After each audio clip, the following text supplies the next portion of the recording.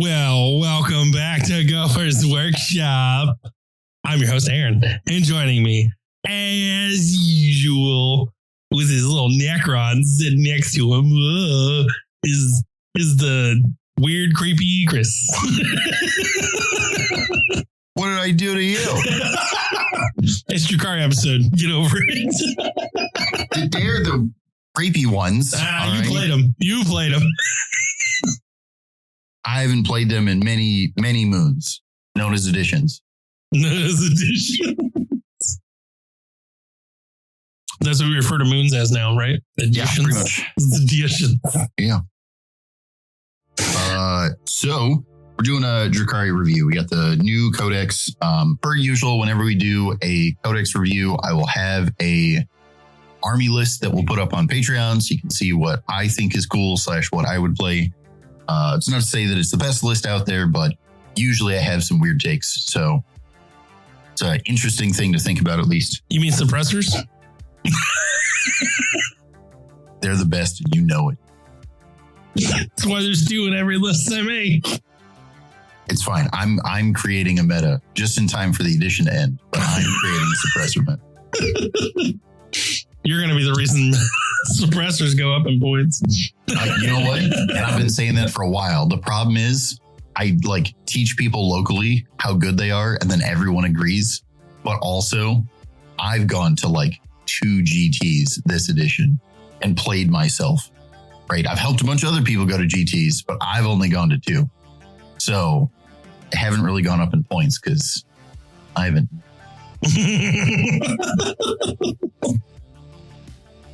So for Drukhari, we have, we'll start with the army rule, the power from pain ability. This is much like Votan, a separate resource pool from command points that you can spend to do things on data sheets. Yield points, pain points. It's just another pool of resources to keep track of. Cool. The way you gain pain tokens is you get 1 at the start of your command phase. You get 1 each time an enemy unit is destroyed. And kind of most interestingly, you get 1 each time the enemy unit fails a battle shock test. What? Okay, so I know we're doing a Codex review, but let me tell you, I read this paragraph and I hard stopped. And I immediately said, man, I wish I played Drukhari. Not because this is cool, but because I would want to do a doubles event with a Tyranid player. Mm-hmm. So they could shadow in the warp at battle shock test your whole army at -1 or -2. And then just turn 1, my teammate says, you have all the pain tokens in the world. Go. And I'm like, yes. Anyway.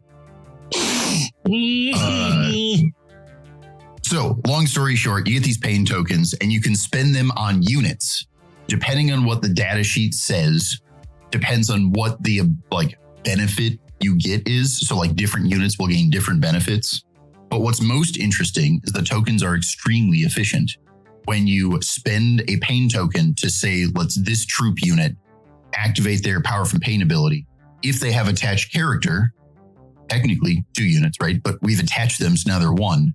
You only spend 1 power from pain token and both data sheets trigger, which means all the unit as a whole gains both benefits at once. So they're really efficient tokens too, which is pretty great. As you may have noted, we're going to kind of, we'll kind of go deeper into the power for pain abilities. Basically, every data sheet in Drukhari, instead of having 1 or 2 abilities, effectively has 2 or 3. So they have their normal 1 or 2 abilities. Sounds great. That's what we're used to. And then tacked on top of that is the power from pain ability. So there's a lot of units that have 3 abilities. And then if you think about it, because you may have an attached character, those same units that have 3 abilities already, you attach a character, which adds 1 more because while leading, right? And then they also have a power from pain ability. So you attach another 1 when you activate power from pain. So you may have a troop unit with a single leader with 5 or 6 abilities active at once. Let me explain the whole Drukhari Codex. What if raw data sheet was the only thing that mattered? Their stat lines are not the best, right? They're T3 kind of glass cannon-y. Even their tanks are like T8, T9 for the good one. But also, as much as they're kind of soft, their damage output is the glassiest of glass cannons. You got 6 different abilities active. I don't know what this dice does, but it does it all. I have like an ability per side of the die. I'm gonna roll it. That's crazy. So that's kind of the shtick for all of Drukhari. It's stacking rules upon stacking rules. There is no dice that isn't affected by like at least 2 different things at any given time. Pretty good. That's nuts. Don't tell them that. Cut them off. Gross. All right. So let's, normally I would do detachments. Let's actually do some data sheet abilities first because it kind of flows with what we're talking about. I'll give you some of my favorite examples of these sweet stacking abilities. For starters, we got a couple of new units in this. Obviously, everyone's heard about Lady Malaise. She's decent. No complaints. I like her. But she's not crazy or anything. She's just good. We also got Hand of the Archon as a unit. Arguably, these are the fancy Cabalite warriors. They're really good, actually. Technically, I think this is like an old data sheet, old reference to a data sheet that existed way back when.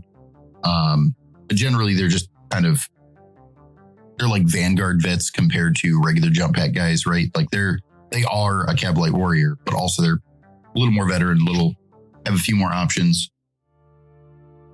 You have all the regular ones. Lilith is still crazy. I don't know that she's one of my favorite, but I'll totally touch on her because I think she's hilarious. So she's a witch, which is to say she's very fast, 8-inch move. She's got the 4-up invul, and her melee, because that's what she does, is 8 attacks, hitting on 2s, strength 3, AP 2, 1 damage. Well, that sounds awful. But keywords galore, because, stacking abilities wasn't enough. We have 8 attacks with hitting on 2s, sustained 2. Okay. Let's ban her along with deck and attachment. It's precision for no good reason. Oh, God. And then also, she has anti-infantry 2+. So the strength 3 is irrelevant. The answer is you're dead, Jim. She's definitely wounding you on 2s. Also, her abilities are, while she's leading a unit, she gives the unit fights first. Oh my God. Pretty good. Once per turn at the start of the fight phase, this model can use this ability. If it does so until the end of the phase, this model has a 3+ invul save instead of the 4+, and changes its attack characteristic of melee weapons equipped to 12. So it's 12 attacks instead of 8. Oh my God. 12 attacks, sustain 2. Yep. 2-up infantry. Yep. 2-up anti-infantry, AP 2, 1 damage, precision. Oh my God. Whatever you want is dead. No, hold on. We only did 2 abilities. That's not enough. So let's say we power from pain token her. No. More abilities. More. In the fight phase, when you select this model's unit to fight, you can spend a power from pain token to empower the unit, blah, blah, blah, blah, blah, blah, blah. Melee attacks for that unit improve the strength, who cares, and the AP characteristic by 1. So now she's AP 3 because you spent a pain token. But what's your strength? I care. No, it's only strength 3. But also, who cares? I thought it improved her strength too. Yeah. But she's anti-infantry 2+.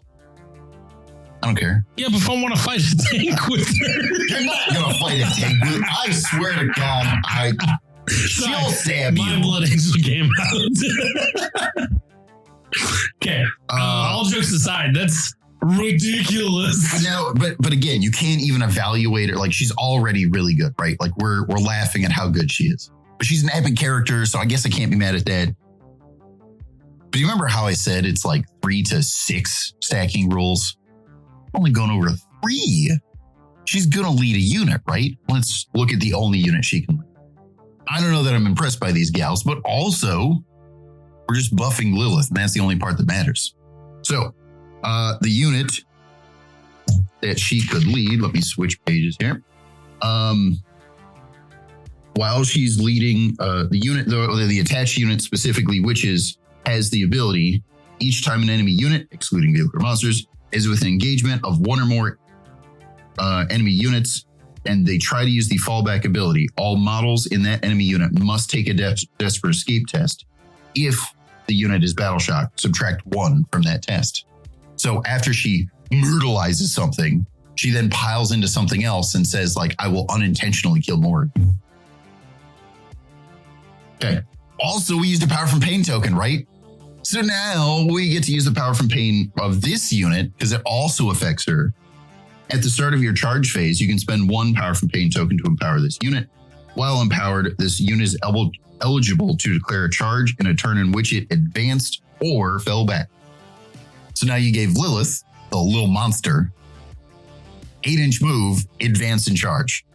And so help me, if you actually engage her with a tank and you kill off a bunch of witches, as long as a witch is alive, then she just gets to fall back and charge something she actually does want to fight. She's the only way to stop her is to kill off all of the witches. That's kind of it. Okay, she is anti everything in my list. I don't understand why. I haven't seen your list yet, but I'm going to go ahead and make a prediction. Her and the witches are an auto take. I'm not going to say she's an auto take. I will say, and we'll go over this in detachments, there's times where you feel obligated to take some amount of witches because it gets you some extra pain tokens or some extra like access to some extra abilities because like there's some strats that are specific to witches. You never really feel bad about the first unit of witches because you put Lilith in it, then we're all happy. The second unit of witches, now it's like, well, am I playing the witch detachment? Because I kind of want to be like, again, I don't know that they're crazy, but 8-inch advance and charge, already pretty good. No, it's not even that. It's an 8-inch advance and charge with fights first. And you have sustain hits too. Oh, also you get 12 attacks. Yeah. I don't care about any other stuff. So, as you will note in this codex, there's a whole bunch of splinter weapons. And long story short, there is more anti-infantry 3+ in this codex than in... there's more anti-infantry 3+ on one data sheet than there is probably in most codex. Everything that says splinter in the name is anti-infantry 3+, which is to say almost every unit has access to anti-infantry 3+. Now, here's the balancing factor, right? Most of those splinter weapons are pretty low AP, 0, maybe 1. Okay, also, they're only like strength 2 or 3. So if you're not shooting at infantry and you decide to shoot at some mounted or beasts or something like that, these guns kind of suck. But also, it turns out, you know what's in every goddamn list out there? Infantry. So, you want to fix action economy? Here's the secret. When you're playing Drukhari, the priority is always action economy. If you remove every infantry on the board, like turn 2, because you probably can, well, now they don't get to do actions. They probably also don't have enough OC because almost every battle line that has OC also is infantry. Pretty good. Okay, so Lilith was cool. Let's go over some of my actual favorites. You ready for some wombo combo? No. So Drukhari have some jet bikes. First off, these jet bikes look sweet. For a long time, I was using dark Eldar jet bikes painted up as regular Eldar in my regular Eldar faction because they just look cooler. These models are dope. Also, these jet bikes are called Reavers. You want to go fast? Let's start with their jet bike with a 16-inch move. Holy crap! You wish that was fast. Hold on a minute. Hold my drink. So they have a 16-inch move. They're have a couple of abilities, right? We have one that's an actual ability and one's a power from pain. But their ability basically says whenever they end a normal or advanced move, they can select one enemy unit, excluding vehicle or monster, that it moved over during that move. Roll a d6 for each model in the unit. On a 4+, that enemy unit suffers a mortal wound. Okay, so this is like acceptable, right? The unit of 3 to 6, maybe I'm grenading every time I go over someone. And with a 16-inch move, not that hard to do. Also, we're going to give a little power from pain token because we love to do that. In your movement phase, whenever this unit advances, you can spend a power from pain token. Each time this unit advances, do not roll an advance roll. Instead, add a flat 8 inches to the move. Let me help you with that math. It's a 24-inch move, guaranteed. You want to go fast? Why are they so fast? Because I said so. There is no safe place from these things. Correct. And this is on top of, they have guns, right? So if they have their little splinter rifles, they have assault, anti-infantry 3+. That means we get to go 24 and still shoot with anti-infantry 3+. And then if they charge, they've got like basically jump pack intercessor, like stat line, 4 attacks hitting on 3s, 4-1-1. But they're better than jump pack intercessors because they have a built-in chaplain, because they also have lance. Like they don't get to advance and charge unless we get a strat. But also like they're pretty great. And then they have more abilities on top of that, right? Because you have the little war gear things. So you can choose to have the guy with caltrops. Each time this thing rolls to inflict via that move over effect, you can re-roll the d6, so you're more likely to get a mortal wound.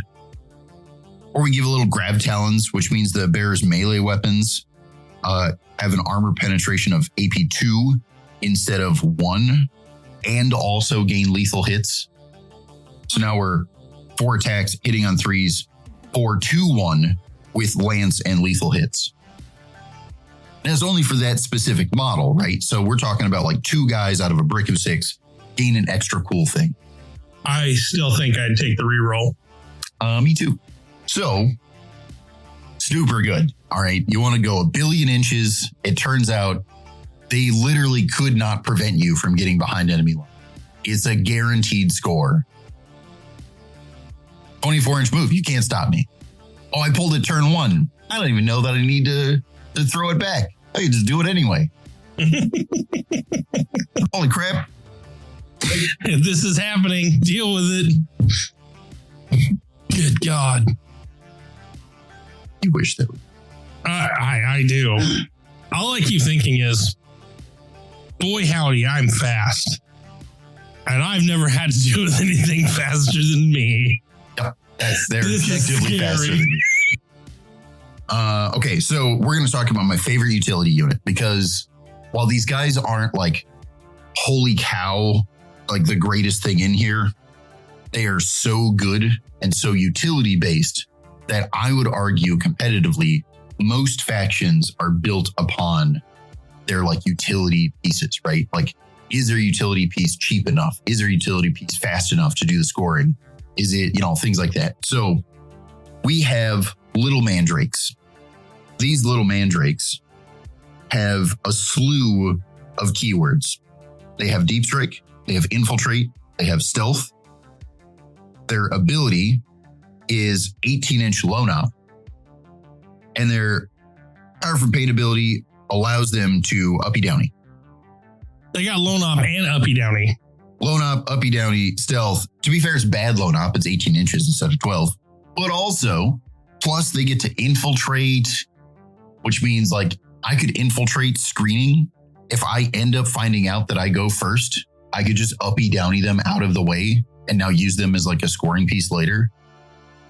But if I go second, then like they're screening, and that's pretty good because 18-inch load up and stealth. As is true with most things in Drukhari, they're only T3. They've got like a 5-up invol, and that's their only real save. Again, these guys are cheap as chips. Also, their shooting and melee is relatively actually pretty decent. Strength 5, AP 1, 1 damage.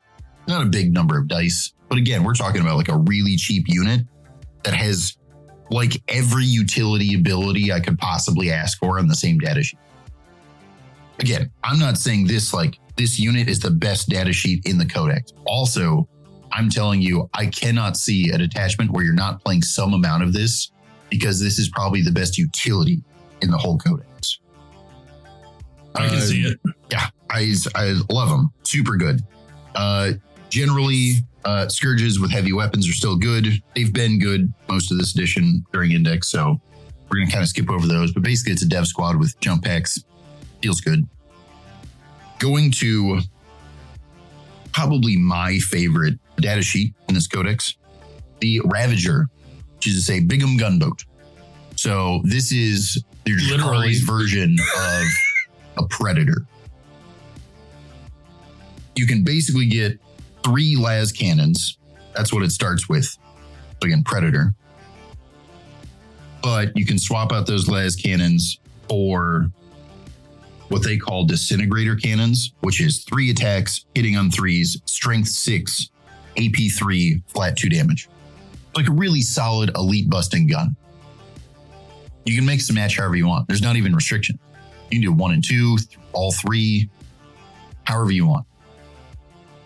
Its ability is each time this model makes an attack that targets an enemy unit that's at its starting strength, you can re-roll the hit. So it has the Ballistus ability, right? Just or opposite. Yeah. No, because Ballistus, it's at starting strength. So as long as it's high. Oh, that's right. You're right. It is. Yep. So it is, I think Ballistus is above half strength, right? Yeah, I was going to say, yeah. So it's worse than Ballistus, but also it's the same idea, right? I'm going to like go for a thing that hasn't been shot at, and I'm going to do like a big mountain of alpha damage, right? Like got him. Still good. No complaints. But remember, one ability is not enough. Power from Pain. Boom. Power from Pain in your shooting phase. When you shoot with this model, spend a Power from Pain token. After this model has completed its shots, you can select one enemy unit that was hit by an attack and suppress that unit. -1 to hit. It's a Predator that gets to suppress things. No, I don't think you understand how good this is, right? I got a Predator with 3 las cannons. I'm going to shoot at your tank. Well, I flubbed the dice. I guess I'll just give you -1 to hit. I didn't finish you off, so I'll just make you bad. Oh, I bracketed you? Now I can decide not to spend the Power from Pain token. Like, it's fine. Maximum efficiency. It's so good. Also, as I remember, there's a good elite busting gun. So like running like 2 las cannons, go for that tank. Also, the 1 elite busting gun shoots over at your elite unit. All you got to do is hit. I don't care if you stop me with your 4 pinball and blade guard, suppressing that unit. Maximum utility. It's so good. Also, for what it's worth, I'm going to give you a stat line that probably doesn't impress you, but this is one of the toughest vehicles in Drukhari because again, they're glass cannon, right? They're not that tough. So 14-inch move, pretty solid. No complaints. Love it. It's T9. That's actually impressive for this. Okay. Most of them are T8 or T6. Not awful. They're not that tough. But T9 solid because it gives us a good like damage break for Melta. And then it has a 4-up save with a 6-up invol. Again, nothing's impressive about that. 11 wounds, which is a pretty reasonable number for how cheap it is. OC3 still. Like, again, it's not a crazy impressive stat line, but it is good for them. It basically has a slightly less tough version of the same stat line as a Predator. This is effectively what it has. Less tough version of a Predator. Very close to a Predator equivalent, right? Like one of the guns isn't twin linked, but also all their dark lances, I call them las cannons. All their dark lances are D6 +2 instead of D6 plus 1. Yeah, there's a fair trade. That's fine. So again, extremely good. Also, another thing you will likely note at some point, all Drukhari vehicles just come with deep strike. Just because. So in case you wanted to deep strike a predator, you're allowed to do that. Oh my God, no. I'm not saying you should. Don't. Get it on the table, turn 1, get your las cannons downfield, just kill a thing. That's better. But if you really want, you can take 2 of these, have one on the field, and the other one just equipped with nothing but elite busting. Take 3 of these, put 2 of them on the field and 1 in deep strike. Still feels good. Your elite busting just goes to deep strike and then goes, okay. Aha. Now, I'm not saying I'm going to do this in my list, but in the idea that that's what you wanted to do, here's where it becomes like so efficient, right? So you take 2 of them, probably both of them have like triple Darklands. Okay. You put them on the field, you go tank busting, right? Blow up a transport early. Just take out that knight early, whatever it is. Then you take your third one and you give it all 3 of the disintegrator cannons, the elite busting. Oh. And then when you deep strike, I don't care what you put on your home field. I don't care how tough it is. The answer is it's almost certainly dead. You couldn't stop me. And because I have deep strike, there's no like, oh, I have to stay outside your deployment zone on turn 2. It's like, no, it's deep strike. If you leave me a landing zone, just kill them all. Ravager is probably, I'm going to go out on a limb here and say it's the best data sheet in the Codex. It is like this and Mandrakes. I don't care what you're playing. Every list is going to take an amount of these. I'm not saying it's going to be like the sole focus. You're spamming 3 every list. Maybe you don't do that, right? Because there are some detachments that really encourage witches or whatever else. But I do think at least one of these shows up in every list. I think there's at least one Mandrake in every list. These 2 data sheets are incredibly good. So this gives you a solid idea of like some of my favorite data sheets. Obviously, there's a bunch more data sheets to go over. Yes. But we if they're anything like these 3 or 4 you've discussed, we already know that this is going to be a very scary faction to deal with on the table. Yep. I know I touched on it earlier. To be fair, I should probably go over Lady Malaise because she's like the new epic character that just came out. I suppose I'll touch on her and then we'll go back and do some detachments. So for the lady, she's a 7-inch move. Do it, lady. T3 because everything is 4-up save, but also 4-up invul feels good for what it's worth. She's got a 5-up feel no pain. And then 5 wounds, OC2. She's fine. No craziness in the data sheet. She's fine. She is able to attach to Cabalite and Cabalite equivalents. So Cabalite warriors, the Hand of the Archon, which is like the veteran Cabalites. Also Incubi, which is like the melee Cabalite guys. She is a melee model strictly, no guns. But she has 2 different weapons. One of them has extra attacks, so she's actually swinging with all of them. First one is 6 attacks, hitting on 2s, 5-3-3, but has devastating wounds and hazardous, which is an odd thing. Whatever, that's fine. But here's part of why it's reasonable. The extra attacks aren't necessarily terrible. She gets 6 more attacks from her extra attacks, also hitting on 2s.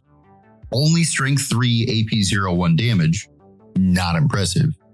But also, like main weapon, if you said that's all she had, I don't know why she has hazardous, but I would be super happy with that weapon. Like any captain, 6 attacks hitting on 2s, 5-3-3 dev wounds. I'd be happy with that, right?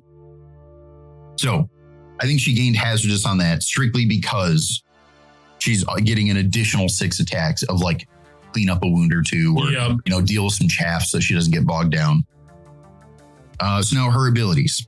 Her first ability, if your army includes this model,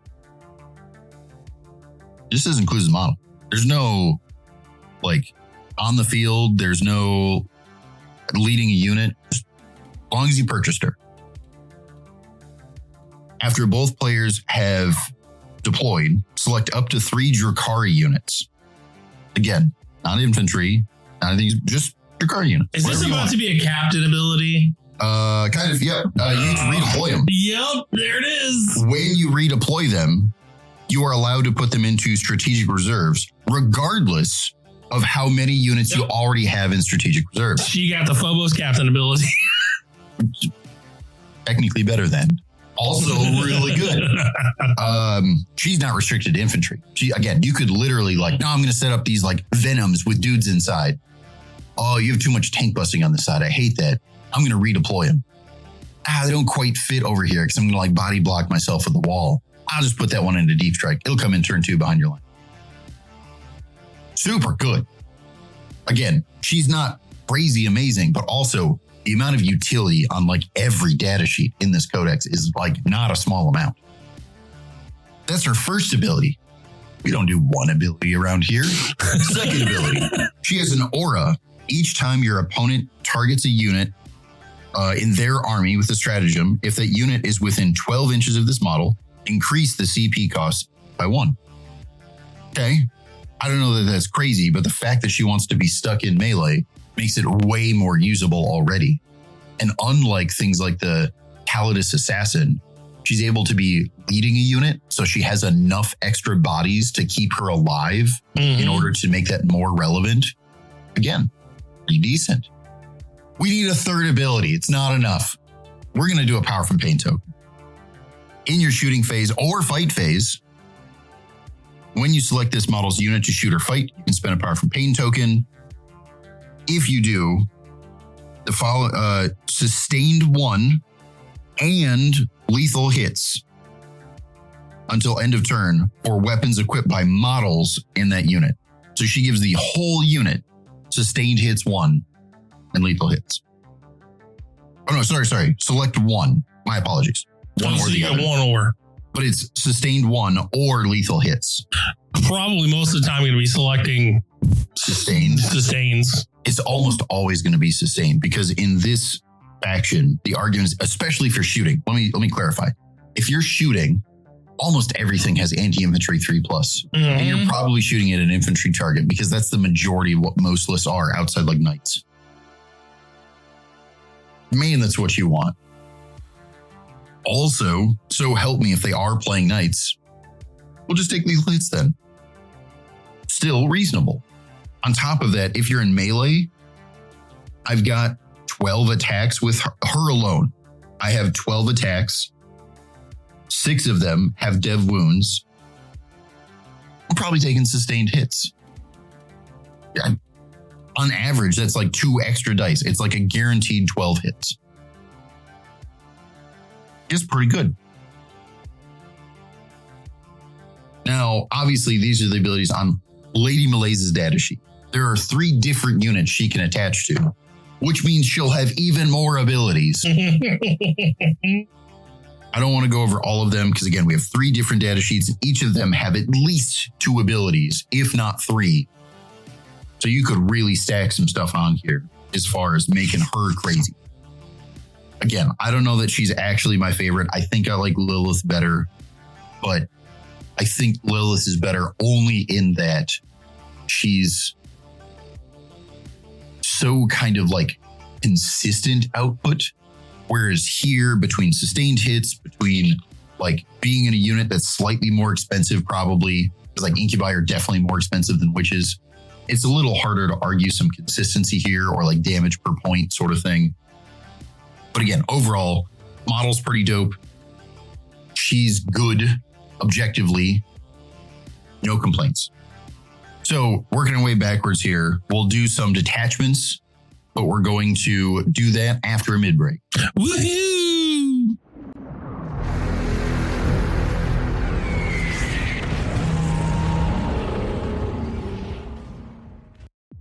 Chris. Yes. You know where we're at? We're in the middle of the show. I am aware. I've been paying attention. What do we do in the middle of the show? We start by thanking our patrons. That's bull. Gotta do it. Gotta do the thing. You didn't say it right. Is that Is that bull a reference to pre-orders this weekend? Or no, but also it works. Yeah. Say the thing. Say it right, Chris. What do you want from me? Thank our patrons. Yes, we are thanking our patrons. I as a matter of fact, I said that. You didn't say it the right way. Me. You didn't say it the right way. I didn't say it with a 8-year-old list. You're right. So we have to thank our patrons, starting with our guardsman patron, Max Mini Minute. I don't know. I feel like there should be a theme song every time I have to say that. You know, he probably has one. Go check it out. See what it is. Next up, we have to thank our White Shield Guardsman patrons, starting with Mitch. And then we have Nicodemus. And finally, we have Ty Very Us. You know, today specifically, I really felt those names just kind of off the top of your nose, just trickle down upon us. Listen, I'm not on my A game today. I've been listening. It's pretty bad. Somebody's on their little high horse there. I've had 3 of these energy drinks. Yes, we must thank our patrons. We have to thank our patrons.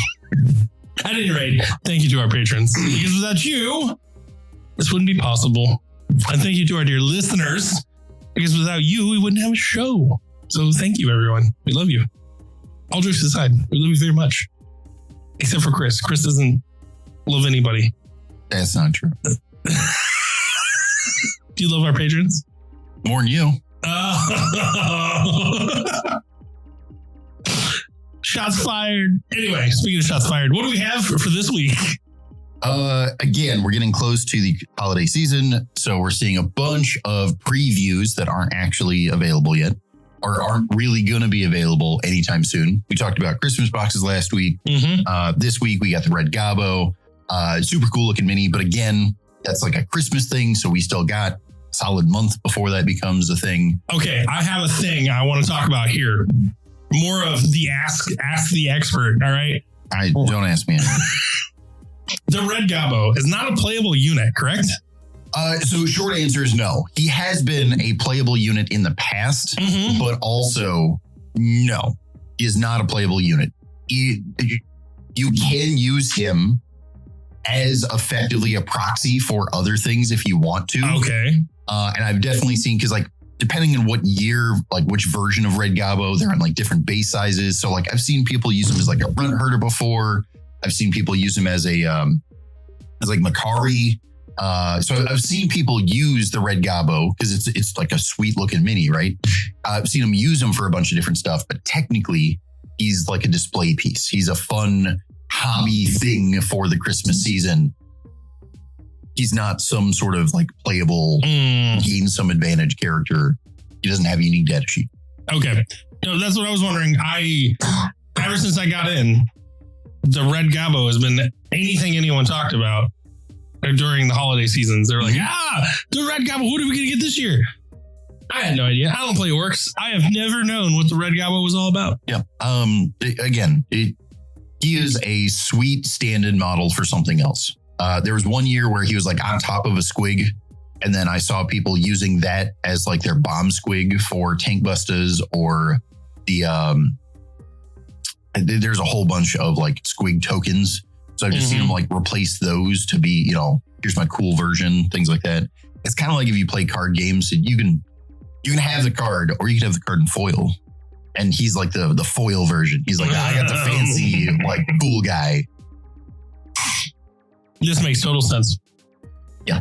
Also, again, orc players are probably the number one like group as far as like they just want to do some sweet hobbying. So the fact that every year they give like the heaviest hobby crowd a like hobby specific model, they're just playing up to orc players and making sure that those guys are kind of happy and getting what they really want. Makes sense. So anyway. So we also got Hellsmiths. Okay. These guys are pretty cool. And I kind of want some for kit bashing purposes. If I'm being honest, so it's like a new Chaos Dwarves faction. First off, sweet. Secondly, I've heard so many people talk about like, oh man, I'm going to get into AOS because of this faction. And I've seen a bunch of other people being like, I don't know what I'm going to use to proxy that in 40K is, but I want to use that mini. I got to figure it out. The minis are just super dope. Obviously, we had a box set. Now you're getting like the standalone battle tomes. You're getting some dice sets that are, we didn't get before. You're getting a bunch of the units that were already in there. That's great and all.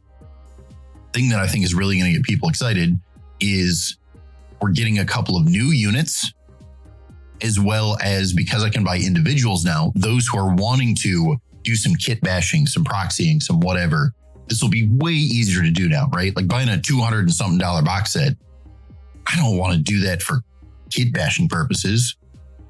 But hey, spending like $40-$50 on like this dreadnought looking thing and kit bashing it into some like hell brute. Hell yeah, I'll do that.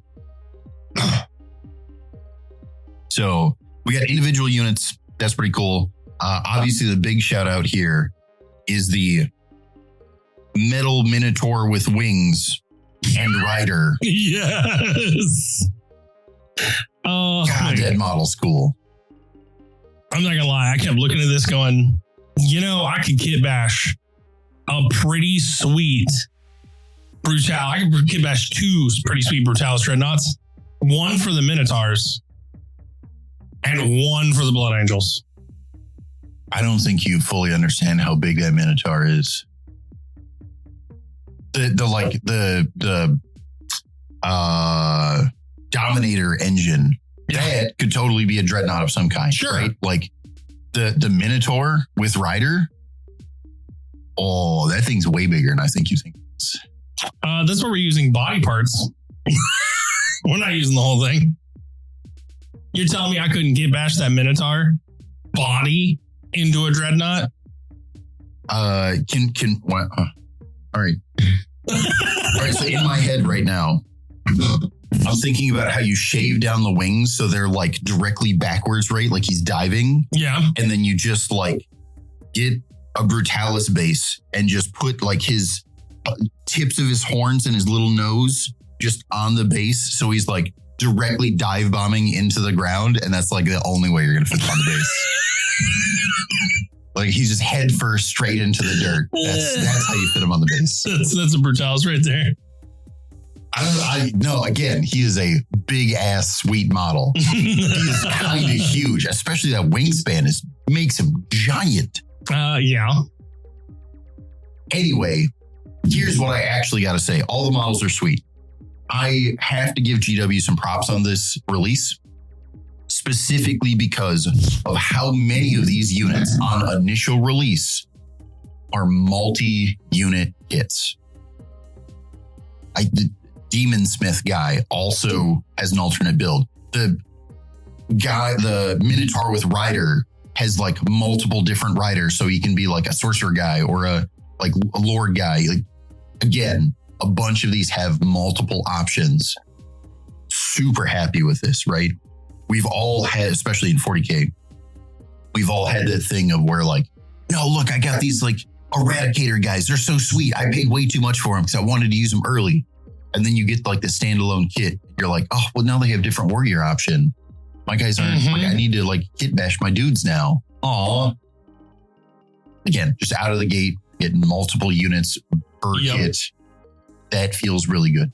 And even whether, obviously, if you play the faction, that's really good for you. But even if you don't play the faction, that means there's a sweet new army with unique bits. And now you're going to have extra bits that you can start like kit bashing some sweet stuff and putting those bits into other armies in order to, or other units even, to make them unique and fun. Out of the gate, I'm pretty happy with this release, kind of across the board. The chaff unit that's new, the little gobos. The Hobgrot. Yep, those I don't like their faces. But also, other than that, overall, really good. I think they were really thinking about this release. I love it all. And it's all going to be pre-orderable this weekend, correct? Yeah. So Saturday, let's say around noon, Central Standard Time, probably about the same time you're listening to this, we'll have that up and available.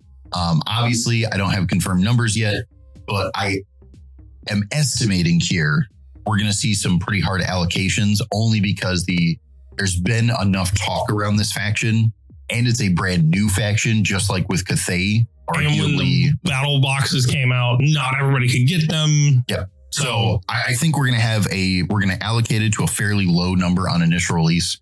However, I think these are going to restock a lot quicker than we've seen before. Again, Brand Cathay is probably the best example. Old Worlds is a less popular game compared to Age of Sigmar. It's not my opinion. It's just fact.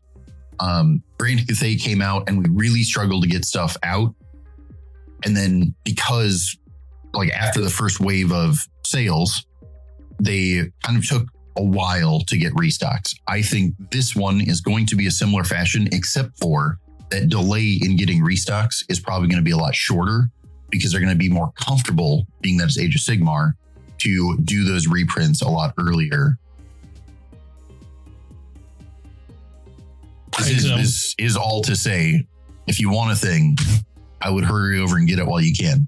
If we run out, I apologize, but also we should still be able to take care of you. Shoot me an email whenever I can do restocks. Yep. I'll get you guys all set. That being said, that brings us to our last point to make during the mid-break of come check us out. Head over to gophermafia.com and save yourself 15% off of all of these pre-orders and all the other GW stuff we carry. You can always make special orders through us. It doesn't cost you anything extra. And if we can get the thing, we will. And we'll still give you that discount. That good. So head on over to gophermafia.com and get yourself some goodies. And we don't just carry GW. We have discounts on all kinds of things. So go check it out. Links in the show notes. But on that note, I think that's the end of our mid-break, right? For this week. Right. Let's get into some Drukhari nonsense.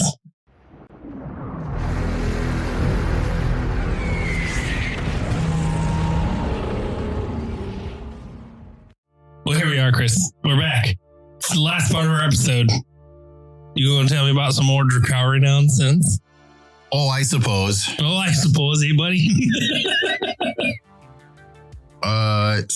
Again, we still need to, we're kind of working our way backwards this time. We're going to do some detachment stuff. For said detachment stuff, we're going to start with the Kabalite Cartel. Is that a name? This is not a gang. It's fine. So they have, at the start of the first battle round, select one of the contracts below. Then select one unit from your opponent's army that matches the contract description. Until that contract is complete, that unit is your contract unit, and Kabalite and Blades for Hire units in your army have the ability stated in the contract. At the start of your command phase, if your contract unit is destroyed, that contract is complete and you gain 3 pain tokens. Okay. Now, there are 3 contracts. Basically, one is select a character unit. If you kill a character unit, then Kabalites and Blades for Hire gain precision kind of all the time. Decent. There's another one that says select an infantry or mounted unit, excluding units that only contain character models. Odd, but sure. At the start of your command phase, this contract is completed if all non-character models in that unit are destroyed. So you can choose a unit that's a bodyguard unit, effectively, that has a leader, but you can't choose like a lone op lieutenant. He is infantry, but also he's comprised only of a character model. You got to kill like an amount of real dude. What you gain from that is Cabalites and Blades for Hire. When making attacks that target infantry are mounted, they gain sustained 1. Again, decent. Last one is select a monster vehicle, kill the monster vehicle. Cabalites and Blade for Hire units, when making attacks that target monsters' vehicles, will have lethal hits. Given how much anti-infantry is in this codex, I'm going to say this is probably their best or second best attachment. And I say that because when you choose your ability, your contract, I think, let's say 9 times out of 10, you're probably going to choose the monster vehicle, right? Assuming your opponent's playing a balanced list that has some vehicles, some monsters, some infantry, whatever else. There's exceptions to this rule, absolutely. But assuming they're playing a balanced list, you're probably going to choose kill a vehicle. You kill a vehicle, and then all of your anti-infantry now has lethal hits. So now all of your mountain of dice become generically good. I'm not saying it's enough to just start mowing through vehicles, but also, again, they're a balanced list. It now makes it to where you're happy kind of regardless of what you're shooting at. Obviously, if they're playing Horde, you should be choosing the sustain thing, because if they've only got like one vehicle, just take the sustained. Like, that's fine. You're not worried about one vehicle. I think the character one is faction specific. Like, gaining precision is incredibly powerful, but it has to be into the right targets, right? Like against Necrons, precision 100% of the time. Into several other factions, especially the detachments that care about characters, whether it's like the Libraries detachment or, things like that. Things where while a character's leading, like kill the character, turn off ability. I think the precision is incredibly powerful. That's probably going to be like matchup specific. Like, it's not even like faction. It's like, are you playing that detachment? So precision is probably the least chosen. But again, sustained hits across the board against infantry, lethal hits against monsters and vehicles. Either one, I'm pretty happy with because I already have so much anti-infantry. I'm probably leaning towards lethal hits, but that's mostly up to my opponent's list. This just seems good. Okay. They have solid enhancements. The only downside to this detachment is all of the enhancements are Archon models only. Because again, we're leading into that Cabalite thing. But again, pretty happy with this detachment. I want to love this detachment. I want to say it's the best. I'm going to call it second best, but it's like right on that cusp. It fixes a lot of the issues I'm seeing with the army, which is I don't really have a lot of answers to your tanks. Fixes a lot of that issue. You do have some answers, and those answers are extremely efficient, right? Like the Ravagers with triple Dark Lance, for how cheap they are. Boy, howdy, is that amazing. But also a majority of what you're running, right, is like splinter rifles and splinter pistols and like blades in combat, which means they're a ton of low AP, low strength, maybe anti-infantry. Yeah, you're right. I think this fixes a lot. And for clarity, all of these, as I mentioned, are when it makes an attack. So doing this like kill a vehicle thing, well, now even your melee attack. So if you wanted to follow up with a bunch of witches and a Cabalite detachment, I don't know why you would. But let's say you do. Like, again, the Cabalite, I guess it wouldn't even apply to them. It's just Cabalite and Blades for Hire. But the Blades for Hire would be relevant. So you could give all the Blades for Hire lethal hits in melee. That'd be decent. Again, I'm pretty happy with this attachment overall. Because of the contract thing, as I was reading this as a Space Wolf players, I started like in my head calling this Saga of the Pirates. Yarr. All right. So moving on to the next one, we have the, I don't even know how to pronounce Drukhari stuff. Covenite Coterie. Don't worry about it. I said it. The detachment rule is Stitch Flest Abominations. I'm going with that one. So for the Abominations, each time an attack targets a Homunculus Coven unit, that's Rax, that's Homunculus, if the strength of the attack characteristic is greater than that unit's toughness, subtract 1 from the wound roll. No, Dark Angels. Got it. You're right. It's specific to homunculus guys, which is to say there's not like a ton of them, right? Because Drukhari has like 3 sub-factions that all kind of work together, sort of. And this is trying to convince you to play only one of them with like minimal support from others. Again, I think every list, even this detachment, is running some Ravagers. They're not homunculus, but also like, I need those Dark Lances. Yeah. But overall, you're right. I think this is very solid, right? You have a nice volume of models. Those volume of models get to go stand on objective with only T3. That sucks a lot. I mean, -1 to wound. They're acting more like T6. It's reasonable. Not good, but it's fine. Again, I want to like this attachment. I love the ability because of how few units are Homunculus Coven and how much you rely on mix and matching these different things.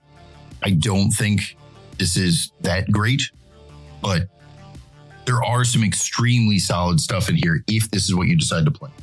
Some of your enhancements are extremely good, giving anti-beast 2+ and anti-monster 4+ to homunculus guy characters specifically. You get to resurrect models, bodyguard models. Again, super good, and it's not a small number. Normally you get D3 + 1. Now you get D3 + 3.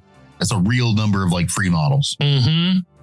You got some solid, stratagems for giving things dev wounds or reducing like AP coming at you. It wants to be good. I just think there's not enough homunculus data sheets to make it competitive. Again, I'm going to reiterate.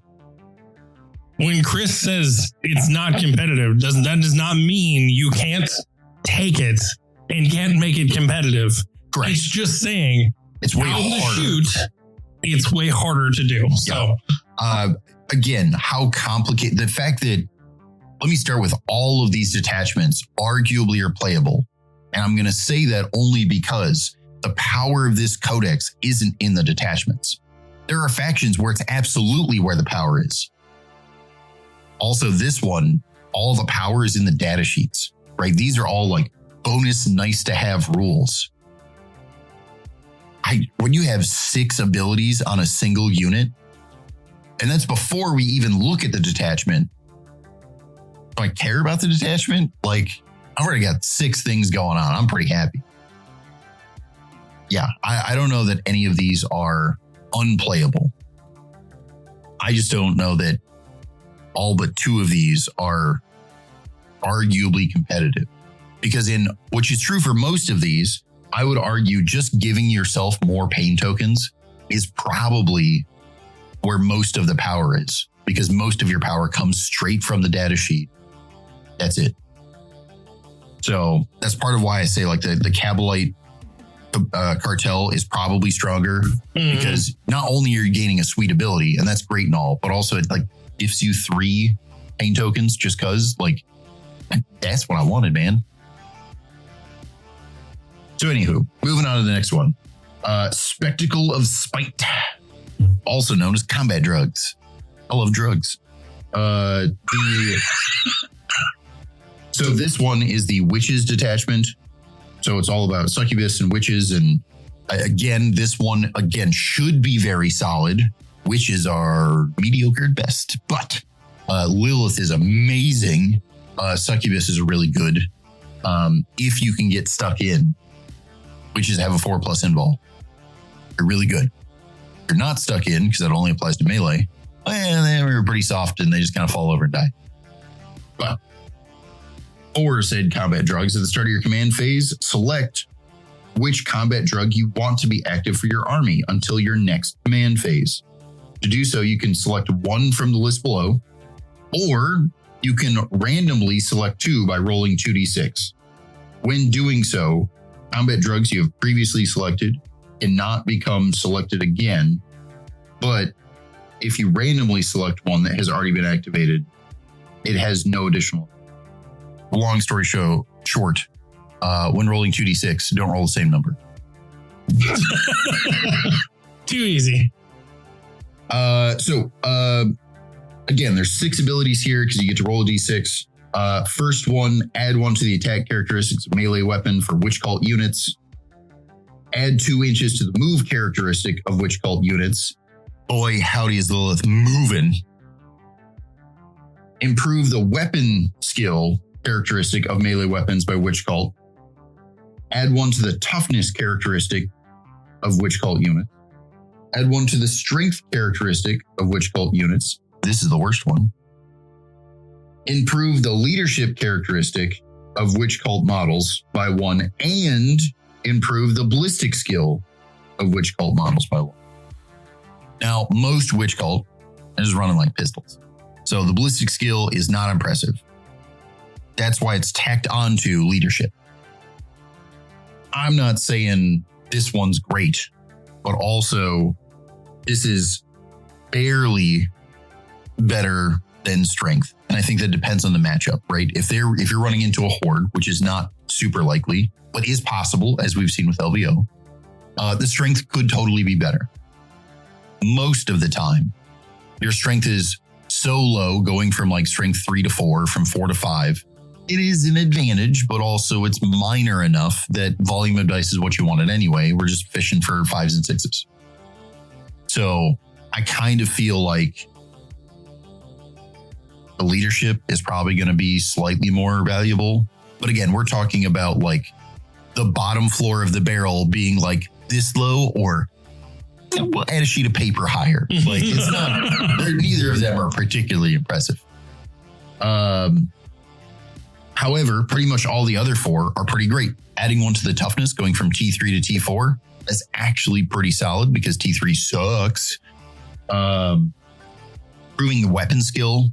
We're all about melee. Happy with that.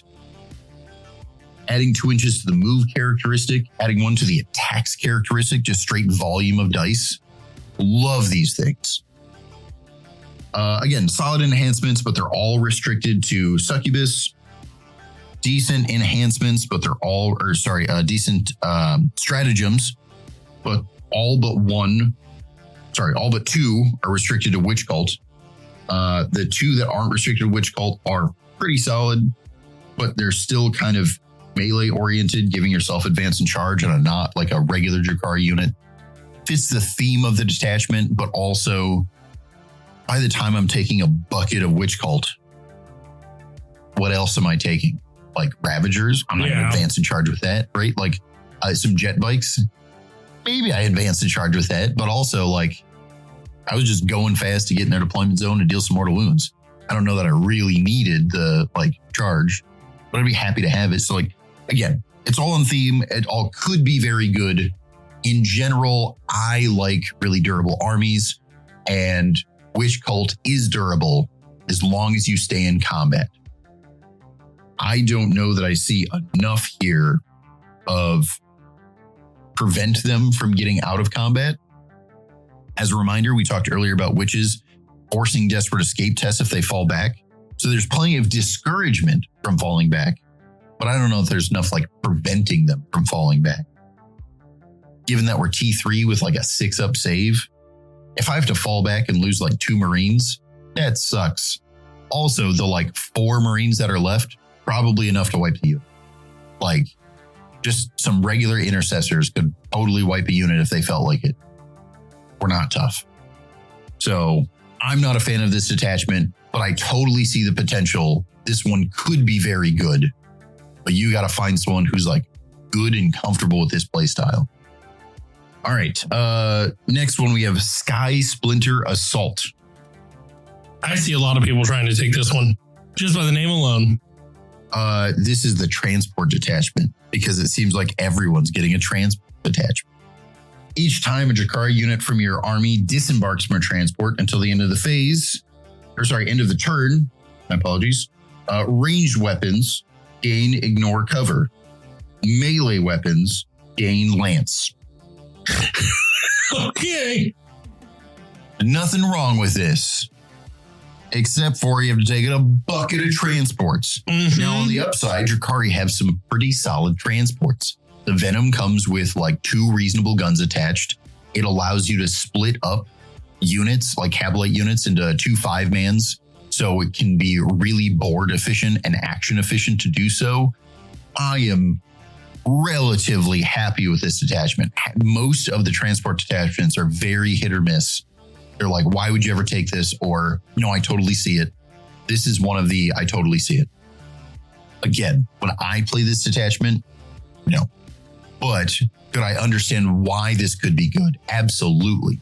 You want to take a already 15 drop like list and just decide that it's actually 20, 22 drops because Venom split up some units and things like that. Like, this could be really good. If you're good at the like doing the innie outie swap, right? Like, I'm going to disembark this unit, I'm going to re-embark this other unit into the same transport, and then I'm going to move around and do this and that. Like, you can get some really powerful benefits here. But this one seems like a mountain of paperwork. Like, I disembarked this unit, I need to give it a token that says it disembarked. And I'm going to re-embark this unit and take it off the field. Then I'm going to move the transport after I disembark and then move the unit that disembarked. And I like keep track of what disembarked and what didn't. And it seems like a mountain of work. But if you put in that work, it could totally be good. This is why I say for our Drukhari players, I see a lot of people trying to take this one from the get-go. Yep. And again, if you're willing to put in the effort, I think this one is solid. I mean, a lot of them honestly are already doing those mountains of paperwork. Yep. And have been doing for a while because of Drukhari. Just the way they are, they've got a lot of things to manage already. Yep. Because it's not just transports, right? Like, I'm saying this is a bunch of paperwork, but that's because it's a bunch of tracking on top of command points, on top of pain tokens, on top of who activated their pain stuff and who didn't. And like, there's already a bunch of tracking before we even get to this attachment. That's why I think this one feels like a lot. I will say, I'm going to call it out right now, though. For those of you who are going to take this attachment, be ready for your opponent to question a lot of things. Yeah. And again, we say question. The reality is, I think this is going to create some arguments. And it's not even that it's like aggressive arguments, but it's like, but I thought that's the unit that disembarked. No, it's this other one because it ran over here, remember? Oh, yeah, okay, sure. And then, did you use the pain token on this one or that one? I used it on both of them. But, how many pain tokens do you have? Like, again, there's going to be a ton of kind of questions asked. There's going to be a ton of kind of interrupting your turn. There's going to be a ton of like confusion.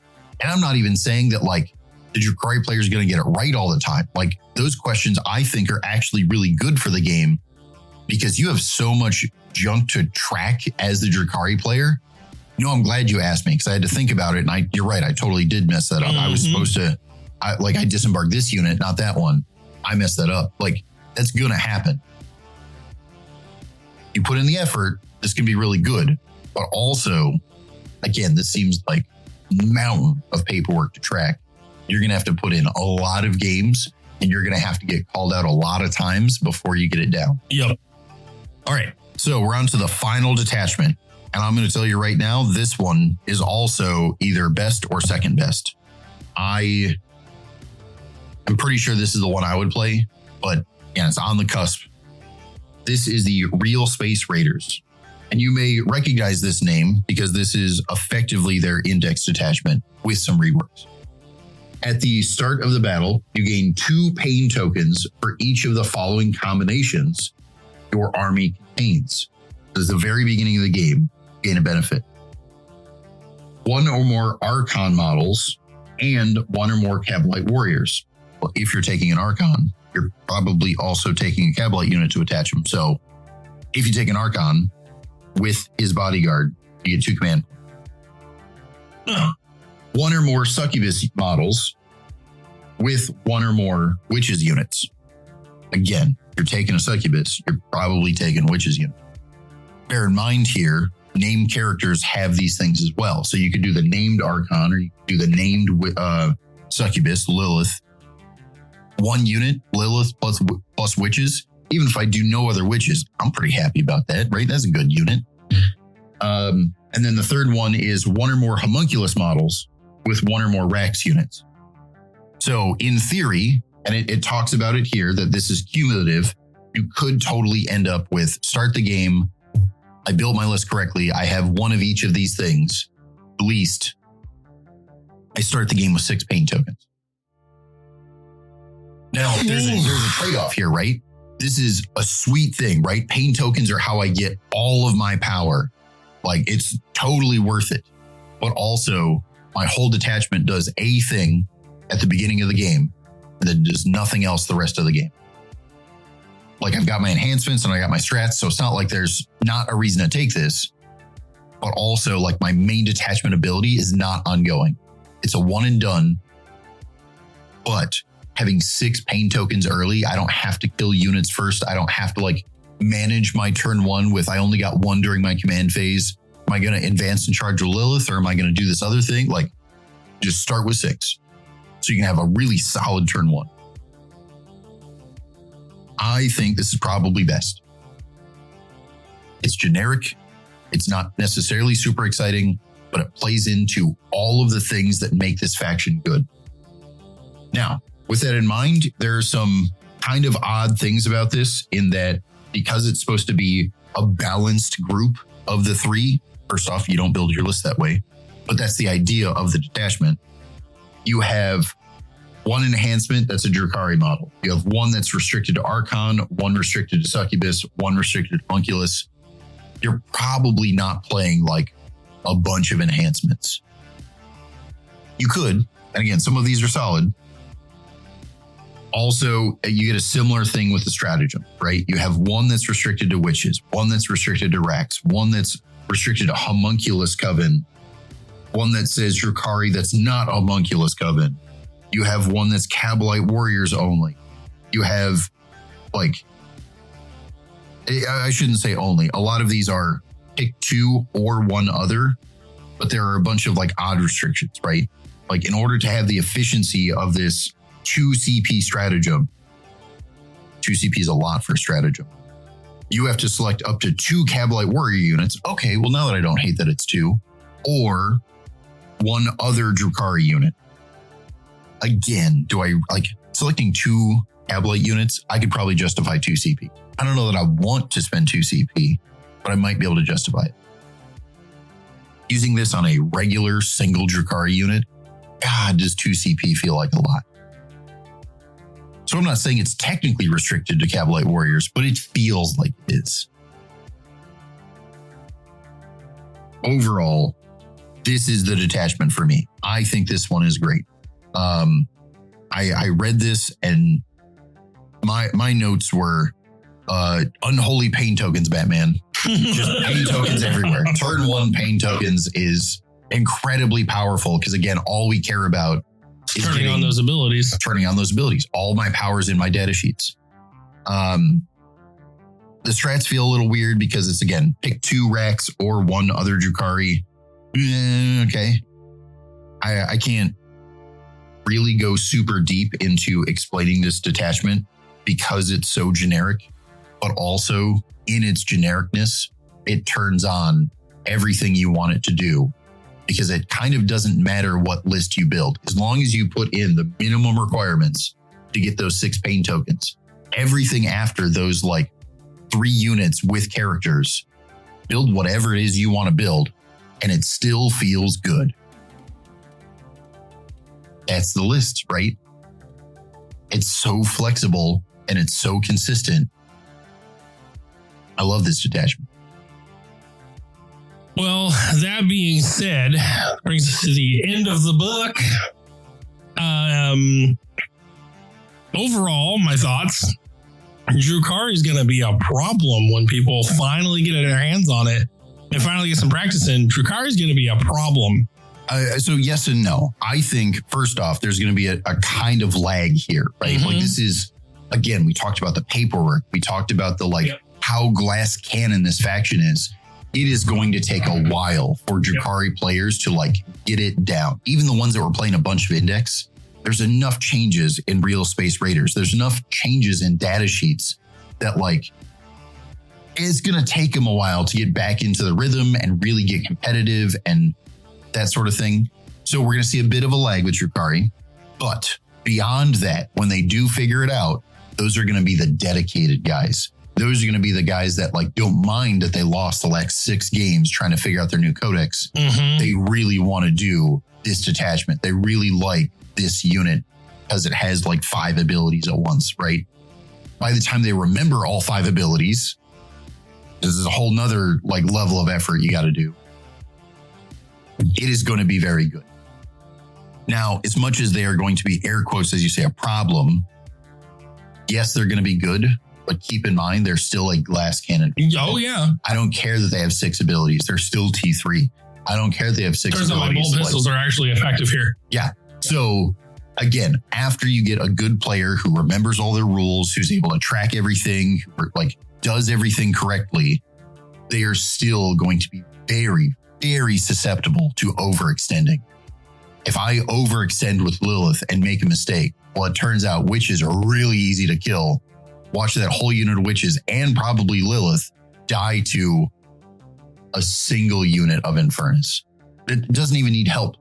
The Infernus by themselves were more than enough. Look at that, they're dead. Oh no, I completely understand.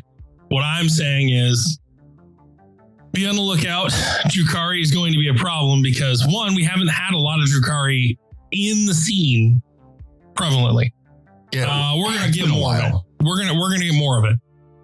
So a lot of our competitive players out there aren't going to know how to deal with it. We saw it at our own RTT. You're right. Not a lot of players don't know how to deal with it because it's not really prevalent. Going to be a problem for that. Also, lots of abilities to get turned on here. Lots of craziness to go on. Players aren't going to be used to that or expecting that. Now, the dust will settle, right? We have this talk all the time. The dust will settle. There isn't really ever a king on top when it comes to these factions. For a time, you may rest on top, but you won't ever be the permanent top. That is going to be the same effect here, but it's going to take some time for the other players, your opponents, to learn the ins and outs of Drukhari, to realize that you are in fact a glass cannon and will fall over with a small breeze. My bolt pistols actually are effective here. My Infernus Marines don't really need a buff to deal with an entire brick. Like once the players across the board start to learn, oh, even my little guns actually matter here. Well, now we're going to start to find that dust settling. But again, the amount of abilities they have, the sheer capabilities that these units have, the detachments that partner with them, I think this is a pretty solid codex. I like this one. It is. It is a very good codex. And the only thing I'm going to say that's negative about it is I think we are, as a player base, susceptible to this codex in a similar fashion that we saw Eldar out of the gate. So this is complicated enough. There's enough moving parts. There's enough ability stacking upon abilities. If Drukhari start doing well out of the gate, like week 1, they're doing crazy good. I hate to say it, but I think the only reason they're going to do good out of the gate is because of unintentional confusion between players. I think they're going to do good because like the Drukhari player is going to mix up what abilities are what. And I totally fucked it up. I'm sorry. But also we're too far past it. Like, and then we're just going to, Drukhari player is going to make mistakes because there's so much to track. But not the opponent is going to lose track of what's going on and they're going to make mistakes because like, no, I thought you said that unit had like sustained hits, not this one. And like, again, there's just going to be a ton of confusion and that's going to be the reason they do good. Then we're going to see people start to like figure out what's going on. And I think they're going to drop off. And then after they drop off, all of the dedicated Drukhari players are going to put in the time and effort. And then they're going to come back with a vengeance and maybe not be on top, but also they're going to be up there. That's probably what's going to happen. I hope it doesn't. If I'm being real honest, I hope that these don't see the light of the day for like a month and a half. And that's just Drukhari players learning it right, getting it down, like helping their communities understand what's going on. And then they can come out and just be good play. I hope that's what happens. I'm a little worried that we're going to see them come out of the gate and be really good the first couple of weeks. And that's going to be there's going to be a whole bunch of arguments about they're too powerful or this unit's crazy or look how efficient they are, blah, blah, blah, blah. And that's all going to be effectively a moot argument because all of that is going to come down to there was confusion between players. Was the army played correctly?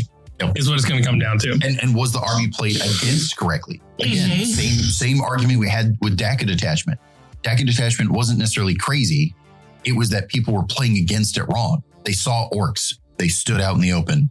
And then when orcs started shooting with real effectiveness, they're like, wow, they're too powerful. No, you stood out in the open, dummy. Like, use cover. It's a shooting detachment. Again, I'm not just saying like Drukhari players are going to cheat, right? I'm going to say they're going to unintentionally make mistakes, which is reasonable considering how complicated this is. But I'm saying in addition to that stacking problem, opponents haven't seen what's going on. And it's already complicated enough and not their faction that they're going to lose track of what's going on and they're going to make more mistakes.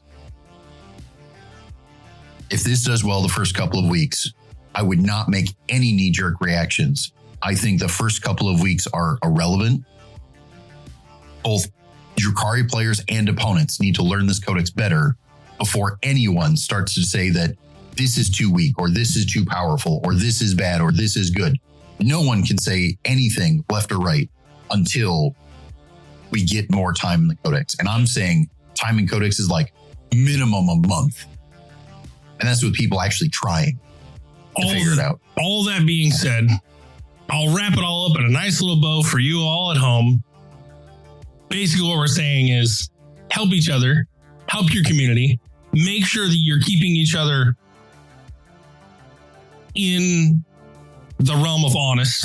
And that doesn't mean your opponent's going to be absolutely cheating. No, what I mean is help each other. This is the reason we do these Codex episodes. It's not just for the new players to go, oh, cool, look at the new shiny thing I have. It's for you to go, I know what to look out for. I know how to help my players.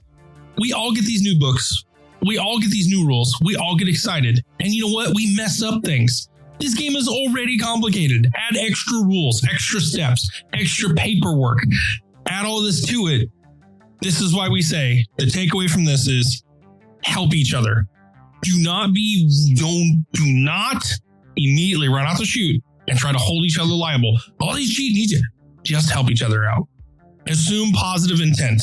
Everyone is trying to do the right thing at all times, and sometimes we mess up. That's the best way to play this game.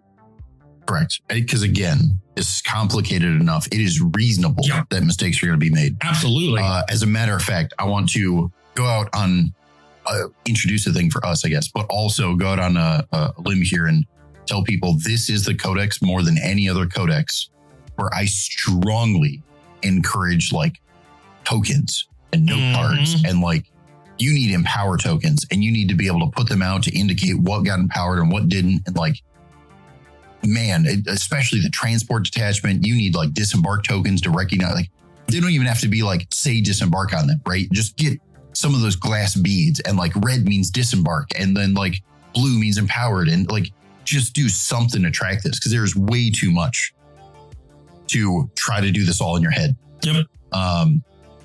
Now with that in mind, a part of it, we just moved to a new location earlier this year. Do a little bit of a plug here. We are starting to get settled in a little better now that the GT is passed. One of the things that we've done in the past and will do again is we will be laser cutting acrylic tokens. So while we haven't quite gotten that set up, that is a thing that we're trying to work on here soon by the end of the year. So we will be able to do acrylic token sets. If that is something you're interested in, whether it's for Drukhari or otherwise, please feel free to shoot me an email and kind of like pre-order some stuff. Again, we're not ready to start cutting right away, but we are working towards that. So the Drukhari players especially, I would love if you guys reach out to us. We can try to work with you to get some solid token sets to help you with this because this is going to require some token help. On that note, I think that's it for this week's episode. So thank you all for listening. We'll see you next week. Hey everybody, it's Aaron. I want to thank you again for tuning in for this episode of Gopher's Workshop with us, hanging out and listening. Remember, leave a 5-star review. Let us know what you think. And if you feel like supporting us, you can always go to Patreon in the show notes below. Thanks. Till next time.